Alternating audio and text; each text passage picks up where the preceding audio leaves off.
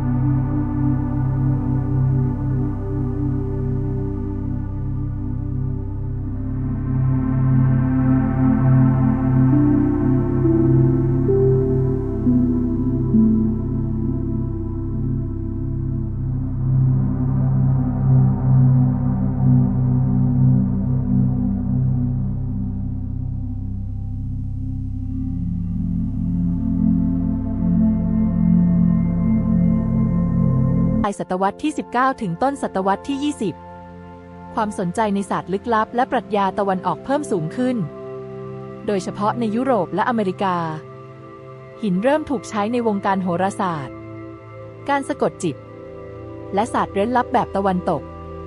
เช่นกับบาลา และเทอร์โซฟี แต่การฟื้นคืนอย่างแท้จริงเกิดขึ้นในยุค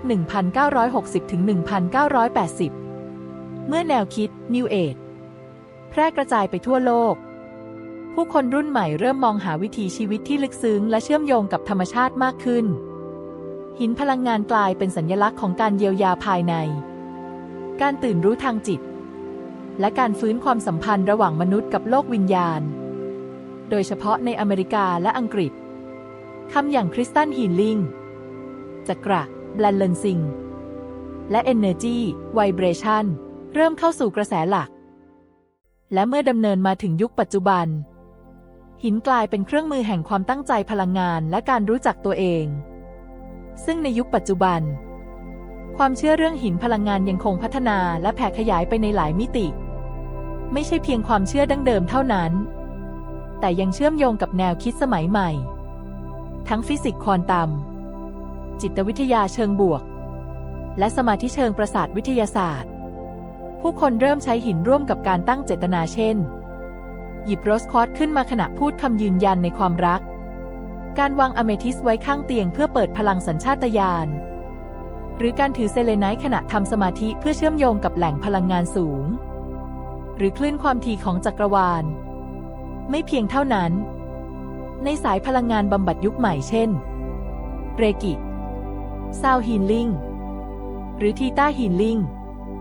หินก็ยังคงเป็นองค์ประกอบสำคัญ ที่ทำหน้าที่เป็นตัวเร่งปฏิกิริยาพลังงานในระดับลึก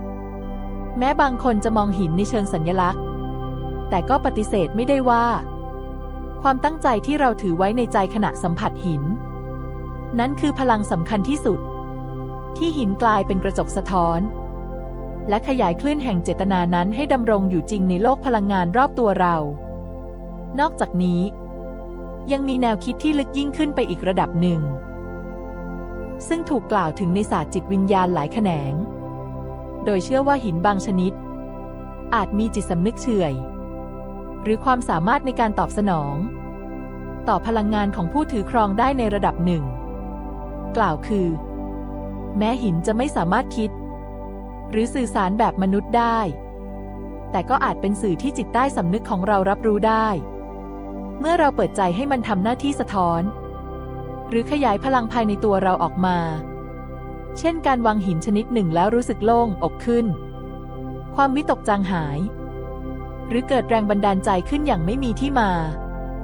สิ่งเหล่านี้อาจไม่ได้เป็นเพียงปรากฏการณ์ทางจิตวิทยา แต่เป็นการตอบสนองร่วมกันระหว่างจิตสำนึกของมนุษย์ กับสนามพลังงานของโลกที่บรรจุอยู่ในหินนั้น ท้ายที่สุดแล้ว ไม่ว่าเราจะมองหินพลังงานในฐานะวัตถุธรรมชาติ องค์ประกอบของโลก หรือเครื่องมือทางจิตวิญญาณ ความจริงที่ไม่อาจปฏิเสธได้คือ หินยังคงมีอิทธิพลต่อมนุษย์อย่างลึกซึ้ง ไม่ใช่เพราะพวกมันเปลี่ยนแปลงเราโดยตรง แต่เพราะมันกระตุ้นให้เราเปลี่ยนแปลงตัวเองจากภายใน ผ่านพลังแห่งการตั้งเจตนา การหยุดรับรู้ภายใน และการหันกลับมาเชื่อมโยงกับสิ่งที่เราหลงลืมไปนาน นั่นคือ ความเงียบของธรรมชาติ และเสียงของตัวตนที่แท้จริง และทั้งหมดนี้ คือเรื่องราวของหินพลังงานที่เดินทางเคียงคู่กับมนุษย์มาเนิ่นนาน ไม่ใช่เพียงในฐานะวัตถุธรรมชาติ แต่ในฐานะเครื่องมือแห่งจิตวิญญาณ ที่สะท้อนความหวัง ความเชื่อ และการเยียวยาจากภายใน แต่คำถามยังไม่จบเพียงเท่านี้ หินพลังงานเหล่านี้เชื่อมโยงกับสิ่งใดได้บ้าง ในคลิปถัดไป เราจะพาคุณไปร่วมสำรวจความลับแห่งการเชื่อมโยงนั้น หากคุณชอบเนื้อหาแบบนี้ อย่าลืมกดไลค์ กดแชร์ และกด Subscribe เพื่อไม่ให้พลาดคลิปดีๆ ที่จะพาคุณเดินทางสู่โลกของพลังงาน จิตวิญญาณ และการกลับมารู้จักตัวตนที่แท้จริงอีกครั้ง แล้วพบกันใหม่ในตอนหน้า ขอบคุณค่ะ